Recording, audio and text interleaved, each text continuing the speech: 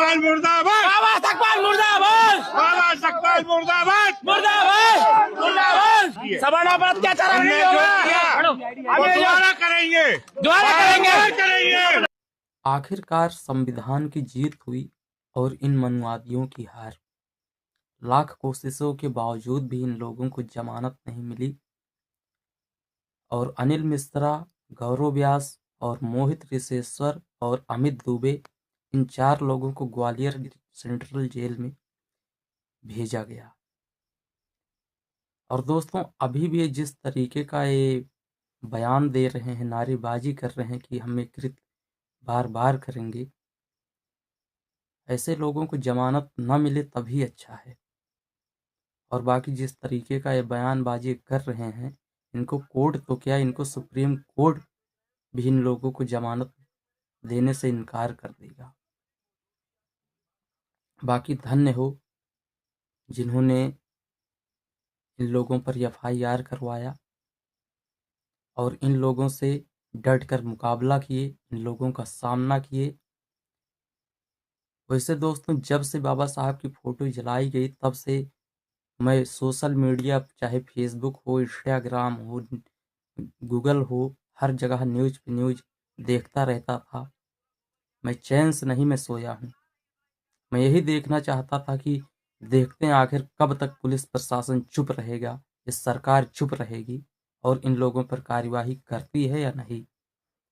लेकिन बहुत बहुत धन्यवाद पुलिस प्रशासन का और मध्य प्रदेश सरकार का कि इन लोगों पर कार्यवाही हुई और इन लोगों को जेल भेजा गया। बाकी मुझे बहुत दुख हो रहा है कि जो लोग आज बाबा साहब के नाम से अपनी राजनीति को चमकाते हैं और अंबेडकर वादियों का ऊँट लेते हैं, ये लोग बाबा साहब के अपमान पर के लोग कुछ बोलते नहीं हैं। और सबसे बड़ा दुख मुझे तब हुआ क्योंकि मैं BSP का सपोर्टर हूँ, मायावती को मानता था कि चलो हो सकता है अब उनका बयान आएगा, अब उनका बयान आएगा, लेकिन उनका एक बयान तक नहीं आया अभी तक। ये हाल हो गया है इन लोगों का। अगर अंबेडकर साहब जिंदा होते तो इन जैसे लोगों से यही सवाल करते कि तुम लोग मेरे नाम से राजनीति तो करते हो, लेकिन मेरे अपमान पर चुप क्यों हो जाते हो। आज ये हालत हो गई है इन लोगों की। इन लोगों को सिर्फ और सिर्फ ऊँट चाहिए,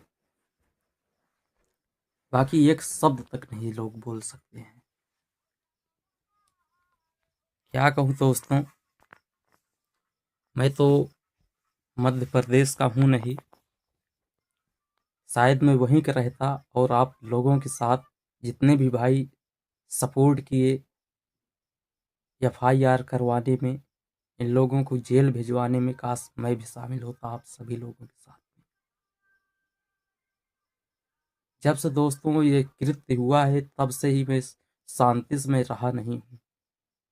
मैं बार बार यही देखता था फेसबुक पर, चाहे जहाँ भी हो, जिस भी न्यूज़ चैनल पर, इन लोगों के ऊपर क्या कार्यवाही हो रही है, क्या अभी नहीं हो रही है।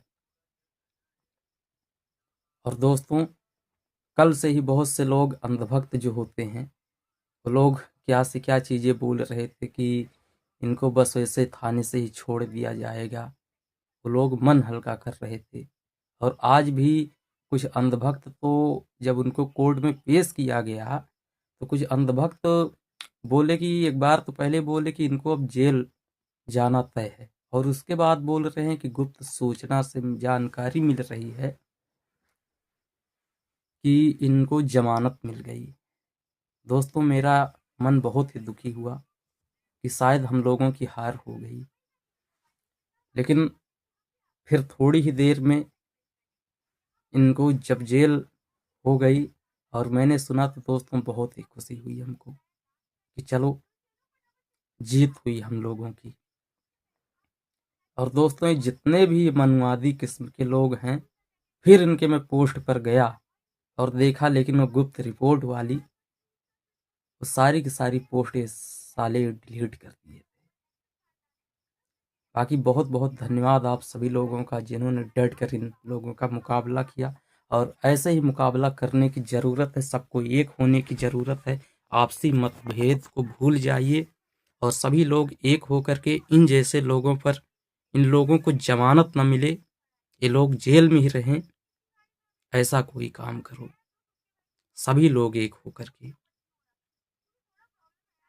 क्योंकि दोस्तों अब बहुत हो गया है और यही खास मौका भी है इन जैसे लोगों पर कार्यवाही करवाने का।